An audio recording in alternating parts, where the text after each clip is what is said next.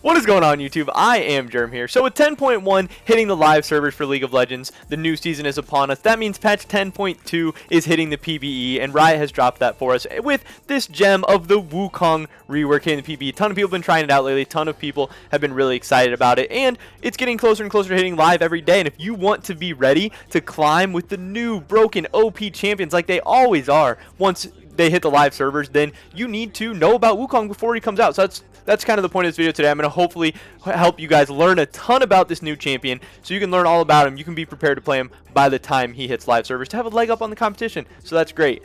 So here we go, just kind of running through this Wukong rework. I think a great place to start when you're looking at any new champion, any new rework, anything, is just to read through all of his abilities. You need to know exactly what this new champion does, what's different about it, what's not. So let's get into that. Wukong's and obviously all this is subject to change as well. They're making changes to the PvE all the time, but something pretty close to this or very, very similar to this is what's going to be going live, so it should be very similar.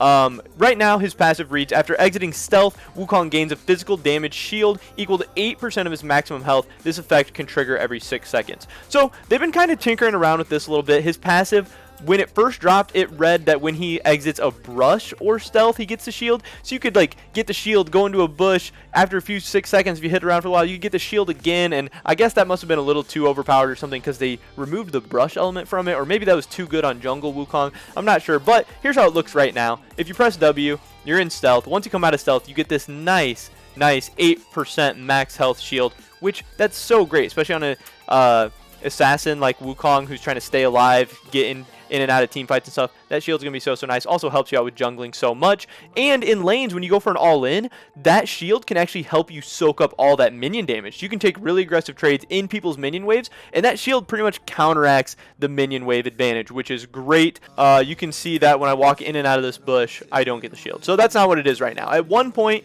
if you walked in and out of a bush, you did the shield. Not how it is right now. So it's going to be important to see once it hits the live servers what they decide to do with that. But I can see how the bush thing would be pretty overpowered, so I understand why they took that away. So I know people have been saying that this guy's pretty busted right now. Alright, on to his Q. Wukong's next attack gains 125 extra range, deals bonus physical damage, reducing the target's armor by 15% for 3 seconds. Pretty similar to the old Wukong Q. One thing they did was they lowered the mana cost and they lowered the cooldown of it. This is going to be his main trading tool. They want him to be stronger early, so by having his Q up more often, he's able to fight more, shred armor more. That's going to be really great, especially in top lane where champions are going to have armor, but it's also good against squishy targets in mid lane too. Really nice to have that ability, but it is fairly similar.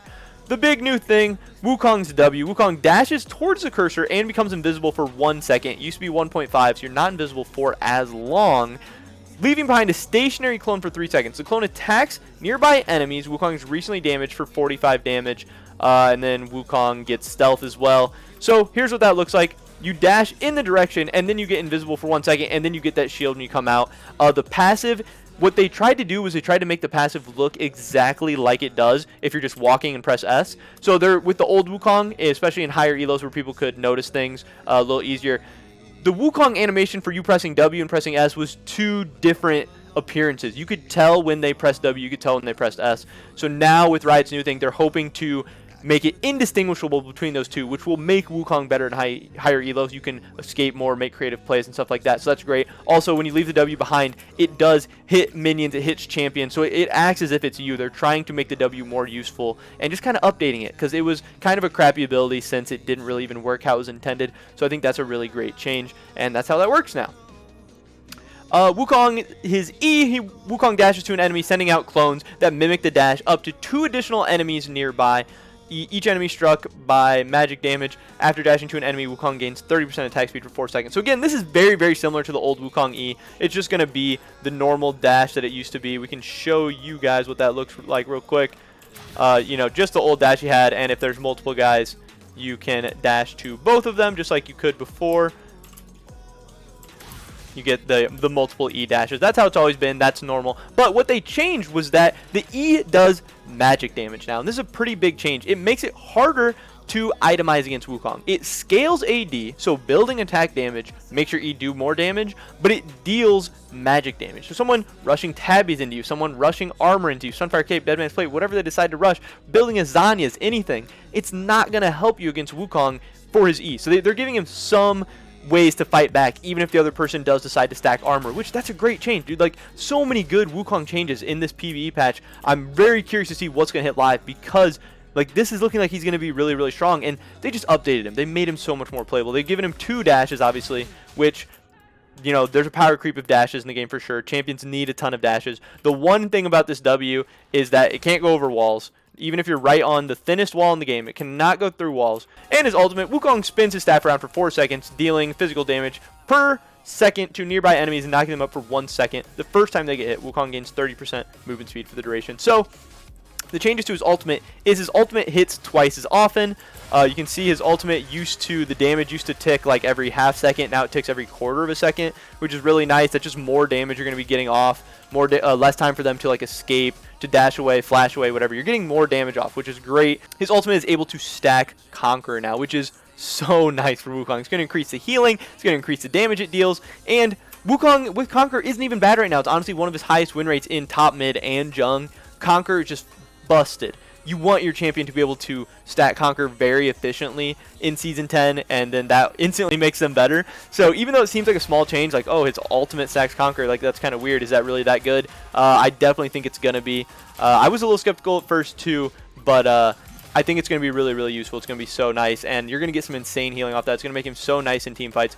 Ton of quality life changes. I think this is looking to be a great rework. Who knows how the numbers are going to be? Who knows if he's going to be busted or whatever? But I think they took a very outdated champion, gave him an updated kit, and I think if he becomes really playable and really way more interesting. The extra dashes, his R, so many quality of life improvements. So great. So now that we've ran through his abilities, we can kind of talk about what my ideas are for builds and rune pages and all that.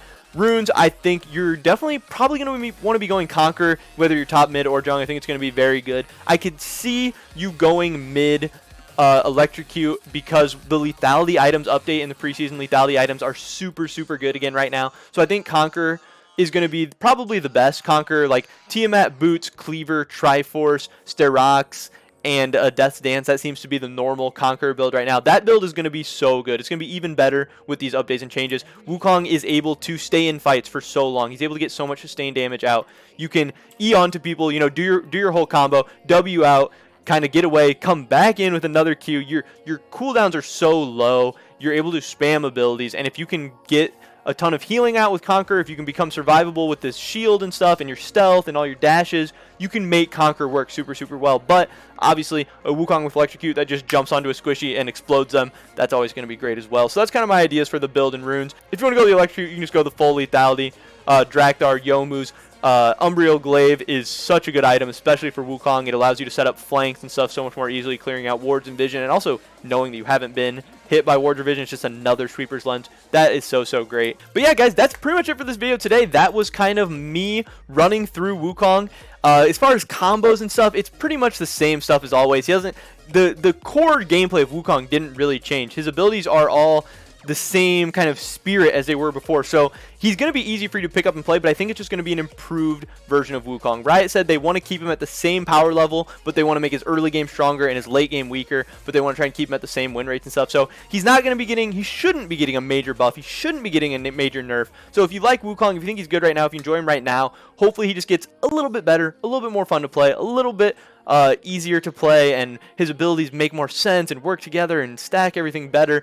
So if you play Wukong, it should be great. If you're considering picking him up, he's an easy champion to play, and not much has changed. So if you know about him, there's not going to be a huge learning curve here. But again, this is just him on the very first patch of PvE. A little bit could change between now and him hitting live. The abilities could get tweaked a little bit, but this is mostly going to be his kit when he hits live server. So if you're interested in getting the leg up on your competition, try this guy out in PvE. Start practicing him. So then by the time he hits ranked, probably in patch 10.2, maybe 10.3 the latest, but I'm expecting him to drop in 10.2. You can be ready. You can know what this champion does. You can start abusing him early and often, because every rework, every new champion Riot comes out with is always busted at the beginning. It's always free elo, and yeah, that's going to be your way to get a leg up on the competition. I just want to help you out with that, because I want to see you guys climbing in Season 10. I want to see you guys become better players. I want to help you guys out as much as I can. So if you're interested in that, definitely subscribe to this channel to stay updated on all my latest videos. Drop a like if you enjoyed this video. Leave a comment down below. What do you think about the new Wukong rework? Do you think it looks better, worse? Do you think it's interesting, whack? Hey, whatever. I'm up for some conversation and debate. I think this is a really cool rework, and I'm excited to play it. I think it's going to be fun. But yeah, that's pretty much it for this video today, guys. Thanks a lot. Hopefully I see you all in the next one. Until then, peace.